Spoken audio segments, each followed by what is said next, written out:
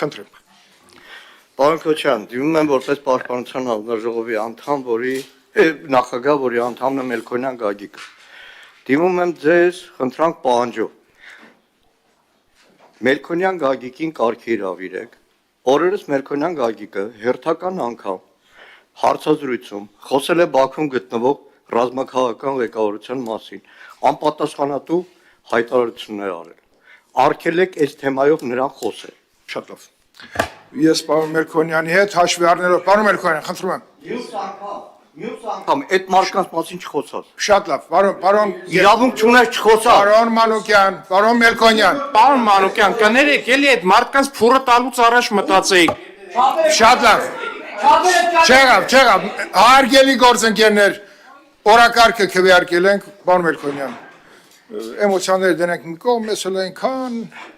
բարդ օրեր կարող է սպասվի, կարող է չսպասվի, որ իր նկատմամբ լինենք հարգանքով, նաև եւ գերիների նկատմամբ, եւ նրանց ապագայի նկատմամբ, եւ մենքներս մեր նկատմամբ, եկեք սկսենք այսօրվա մեր աշխատանքը, հետո մենք օրակարգից դուրս, եթե հարցեր լինի, միասին